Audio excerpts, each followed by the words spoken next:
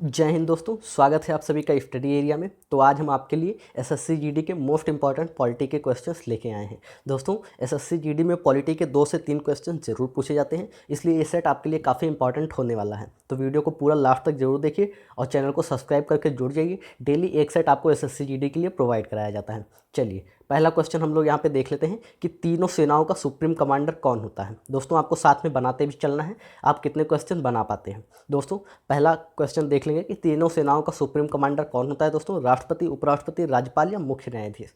तो दोस्तों, आंसर क्या हो जाएंगे, 5 सेकंड का समय लेंगे। दोस्तों, यहाँ पे आपका आंसर ए हो जाएगा। राष्ट्रपति जो होता है वो तीनों सेना, जल सेना, थल सेना, वायुसेना, तीनों का सुप्रीम कमांडर होता है, यानी कि तीनों सेनाएं राष्ट्रपति के कहे अनुसार कार्य करती हैं। चलिए, अगला क्वेश्चन देख लेंगे कि भारत के राष्ट्रपति के लिए क्या आवश्यक नहीं है। भारत के राष्ट्रपति के लिए क्या आवश्यक नहीं है दोस्तों, बात कर रहा है तो वह भारत का नागरिक हो, ये आवश्यक है। वह 35 वर्ष की आयु पूरी कर चुका हो, ये भी आवश्यक है। लोकसभा का सदस्य बनने की योग्यता रखता हो, बनने की, ये भी आवश्यक है। पर यहाँ पे ये जो लिखा है कि किसी भी सदन के सदस्य की योग्यता रखता हो, ये आवश्यक नहीं है। दोस्तों, राष्ट्रपति बनने के लिए राष्ट्रपति को किसी लाभ के पद पर नहीं होना चाहिए, यानी कि अगर वो कहीं सांसद, राज्यपाल या कहीं कुछ भी है तो उसे अपने पद से इस्तीफा देना पड़ेगा और उसके बाद ही वो राष्ट्रपति बन सकता है। इसलिए आंसर डी आपका एकदम राइट हो जाएगा। चलिए, अगला क्वेश्चन है दोस्तों कि संविधान सभा ने राष्ट्रीय गान को कब अपनाया था। संविधान सभा ने राष्ट्रीय गान को कब अपनाया था। क्वेश्चन देख लेंगे, 24 जनवरी 1950, 20 जनवरी 1950, 22 दिसंबर 1950 या 22 जुलाई 1950। क्या आंसर हो जाएगा 17 का। जी बिल्कुल, आपका आंसर यहाँ पे राइट आ रहा है दोस्तों। 17 का ए आंसर हो जाएगा, 24 जनवरी 1950। चलिए दोस्तों, अगला क्वेश्चन है कि राज्यसभा में होने वाली सभाओं की अध्यक्षता कौन करता है।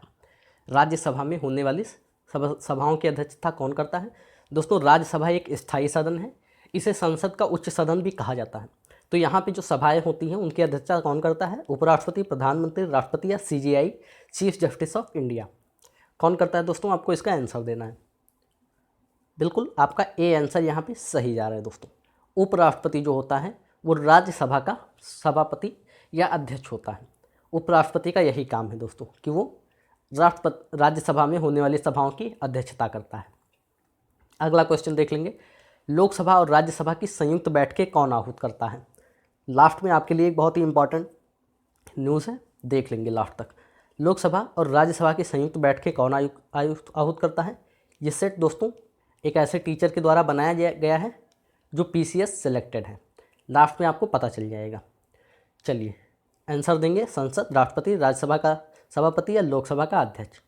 तो दोस्तों, लोकसभा और राज्यसभा की संयुक्त बैठकें केवल राष्ट्रपति ही बुला सकता है, बिना राष्ट्रपति की अनुमति के संयुक्त बैठकें नहीं बुलाई जा सकती। तो राष्ट्रपति आपका आंसर सही हो जाएगा। चलिए दोस्तों, अगला क्वेश्चन है, संविधान सभा की पहली बैठक में कितनी महिला सदस्यों ने भाग लिया था। कितनी महिला सदस्यों ने भाग लिया था, 8, 9, 12 या 15। आंसर क्या हो जाएगा दोस्तों आपका। बिल्कुल सही, आपका जो भी ए आंसर दे रहे हैं उनका आंसर बिल्कुल सही है। 9 महिला सदस्यों ने भाग लिया था। अगला क्वेश्चन देख लेंगे, किस देश में कठोर व लचीला संविधान लागू है। कठोर व लचीला संविधान किस देश में लागू है। दोस्तों, ये भारत देश में लागू है। भारत देश के संविधान को कठोर एवं लचीला दोनों कहा जाता है। ब्रिटेन का संविधान सबसे लचीला है। चलिए, अगला क्वेश्चन है, अनुच्छेद 360 का सर्वप्रथम प्रयोग किसने किया था। अनुच्छेद 360 का प्रयोग सर्वप्रथम किसने किया था। पंजाब, हरियाणा, केरल या किसी भी राज्य में नहीं। तो दोस्तों, 360 के बारे में अभी तक 360 का कहीं भी उपयोग नहीं किया गया है, यानी कि किसी भी राज्य में नहीं किया गया है।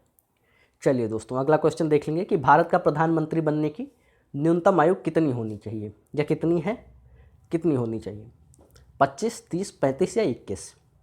क्या हो जाएगा आंसर आपके हिसाब से। दोस्तों, इसके बारे में आपको बता दूं कि भारतीय संविधान में कहीं भी इस बात का उल्लेख नहीं है कि भारत का प्रधानमंत्री बनने के लिए आयु कितनी होनी चाहिए।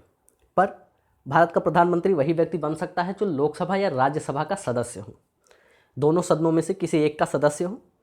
तो दोस्तों, जो राज्यसभा है उसकी न्यूनतम आयु 30 वर्ष है और जो लोकसभा है उसकी न्यूनतम आयु 25 वर्ष है।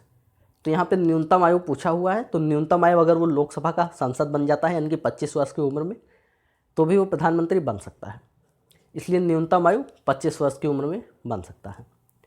किस अनुच्छेद के तहत प्राण एवं दैहिक स्वतंत्रता का उल्लेख किया गया है? 24 का आंसर देंगे। किस अनुच्छेद के तहत प्राण एवं दैहिक स्वतंत्रता का उल्लेख किया गया है? 20, 21, 22, 22। किस अनुच्छेद के तहत किया गया है? दोस्तों, प्राण एवं दैहिक स्वतंत्रता के बारे में आपको बता दें कि ये एक ऐसा मूल अधिकार है, हमारा मूल अधिकार है, जो कि आपातकाल में भी खत्म नहीं किया जा सकता। आपातकाल में हमारे सारे मूल अधिकार निरस्त हो जाते हैं, पर प्राण एवं दैहिक स्वतंत्रता का अधिकार कोई भी हमसे छीन नहीं सकता है। और दोस्तों, इसका उल्लेख किया गया है अनुच्छेद 21 में। अनुच्छेद 21 में आंसर बी आपका राइट हो जाएगा। उद्देश्य प्रस्ताव किसने संविधान सभा में रखा था? उद्देश्य प्रस्ताव किसने संविधान सभा में रखा था? सरदार पटेल, पंडित जवाहरलाल नेहरू, एम.एन. राय या महात्मा गांधी? तो दोस्तों, क्या आंसर हो जाएगा? आंसर आपका हो जाएगा बी। पंडित जवाहरलाल नेहरू ने उद्देश्य प्रस्ताव सबसे पहले संविधान सभा में रखा था। चलिए दोस्तों, अगला क्वेश्चन देख लेंगे। किस भारत शासन अधिनियम के तहत सिख, ईसाई, एंग्लो इंडियन और महिलाओं को मताधिकार दिया गया? किस भारत शासन अधिनियम के तहत दिया गया था? 1919, 1909, 1935 या 1861? तो दोस्तों, आपके हिसाब से राइट आंसर क्या हो जाएगा? दोस्तों, आपका ए यहाँ पे राइट आंसर हो जाएगा 1919 में। 1919 जालियांवाला बाग हत्याकांड के लिए भी प्रसिद्ध है। 1920 के करीब में, 20-22 के करीब में असहयोग आंदोलन भी चला था और उसी वर्ष रॉलेट एक्ट भी लाया गया था। तो ये भी ध्यान रखेंगे, महत्वपूर्ण हो सकता है। कैबिनेट मिशन कब भारत आया था? कैबिनेट मिशन कब भारत आया था? कब आया था? 1945, 1946, 1947 और 1942? तो सभी लोग इसका आंसर देंगे दोस्तों। दोस्तों, कैबिनेट मिशन आया था भारत 1946 में। 27 का बी आपका राइट आंसर हो जाएगा। और कैबिनेट मिशन के जो अध्यक्ष थे वो पैट्रिक लॉरेंस थे। ये भी पूछ सकता है कि कैबिनेट मिशन के अध्यक्ष कौन थे। कुल 3 सदस्य थे इसमें और उसके अध्यक्ष थे पैट्रिक लॉरेंस। चलिए दोस्तों, अगला क्वेश्चन देख लेंगे। कैबिनेट मिशन के तहत संविधान सभा का चुनाव कब हुआ था? कैबिनेट मिशन के तहत संविधान सभा का चुनाव कब हुआ था? जुलाई 1946, नवंबर 1946, अगस्त 1946 या इनमें से कोई नहीं? आंसर देंगे दोस्तों। आपका आंसर जो राइट हो जाएगा यहाँ पे, ये जुलाई 1946 में हुआ था। चलिए दोस्तों, अगला क्वेश्चन देख लेंगे। दोस्तों, अगला क्वेश्चन जो बन रहा है वो आपका ये है कि कार्य संचालन समिति के अध्यक्ष कौन थे? 29 का आंसर क्या हो जाएगा? कार्य संचालन समिति के अध्यक्ष कौन थे? के.एम. मुंशी, राजेंद्र प्रसाद, पंडित नेहरू या सरदार पटेल? 29 का आंसर क्या हो जाएगा दोस्तों? जवाब देंगे जल्दी से। तो दोस्तों, आपका ए आंसर यहाँ पे राइट हो जाएगा। कार्य संचालन समिति के अध्यक्ष जो थे वो के.एम. मुंशी जी थे। राजेंद्र प्रसाद संविधान सभा के स्थायी अध्यक्ष थे। चलिए दोस्तों, अगला क्वेश्चन देख लेते हैं। संविधान बनकर कब तैयार हुआ? ये क्वेश्चन सभी को पता होगा। एसएससी जीडी में 10th लेवल के ही क्वेश्चन पूछे जाते हैं, ज़्यादा हार्ड नहीं पूछे जाते हैं। इसलिए आपको ये नहीं सोचना है कि ये सारे सरल हैं, ऐसे ही क्वेश्चन पूछे जाते हैं। चलिए दोस्तों, संविधान कब बनकर तैयार हुआ? दोस्तों, इसका आंसर सभी को पता होगा, ए 2 वर्ष 11 माह 18 दिन। अगला क्वेश्चन है कि निर्वाचन संबंधित भाग कौन सा है? किस भाग में निर्वाचन संबंधित का उल्लेख है? 31 का आंसर क्या हो जाएगा दोस्तों? 18, 15, 20 या 22?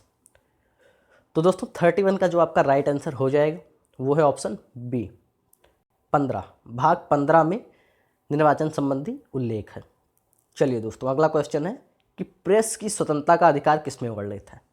प्रेस की स्वतंत्रता का अधिकार किसमें वर्णित है? दोस्तों, इसका जो आपका आंसर हो जाएगा ए, अनुच्छेद 19(1) के ए में प्रेस की स्वतंत्रता का अधिकार वर्णित है।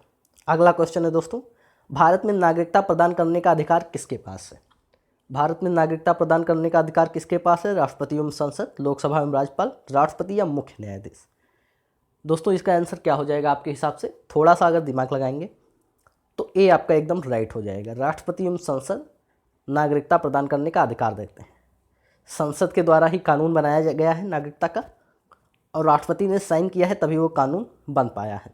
इसलिए राष्ट्रपति और संसद दोनों की भागीदारी होती है। अगला क्वेश्चन है दोस्तों, भारत सरकार में सबसे बड़ा विधि अधिकारी कौन है? विधि अधिकारी यानी कि लॉ या फिर कानूनी अधिकारी, जो भारत सरकार को कानूनी सलाह देता है दोस्तों विधि एक ऐसा शब्द है जो भारतीय संविधान में केवल एक ही बार आया है। अगर आपसे एक प्रश्न पूछा जाए कि कौन सा शब्द भारतीय संविधान में केवल एक ही बार प्रयोग किया गया है, तो वो विधि शब्द है। और दोस्तों सबसे बड़ा विधि अधिकारी जो होता है, आपको यहाँ से देख के ही पता चल रहा होगा कि महान्यायवादी। 34 का आंसर हो जाएगा ए, महान्यायवादी, जो केंद्र को कानूनी सलाह देता है। अगला क्वेश्चन और लास्ट क्वेश्चन है दोस्तों कि संसद का अभिन्न अंग कौन होता है। संसद का अभिन्न अंग कौन होता है, यानी कि जो संसद में होता नहीं है पर फिर भी वो उसी का अंग है, उसी को कहेंगे अभिन्न अंग। तो दोस्तों राष्ट्रपति यहाँ पे संसद का अभिन्न अंग होता है। संसद के 3 पार्ट हैं, राज्यसभा, लोकसभा और राष्ट्रपति, इसलिए राष्ट्रपति को संसद का अभिन्न अंग कहा गया है। ये set Sujeet sir PCS interview swift के द्वारा तैयार किया गया है। सुजीत सर पीसीएस का इंटरव्यू दे चुके हैं, इसलिए ये सेट काफ़ी इंपॉर्टेंट है। तो दोस्तों चैनल को सब्सक्राइब करके वीडियो को लाइक कर दीजिए। मिलते हैं अगले वीडियो में। धन्यवाद।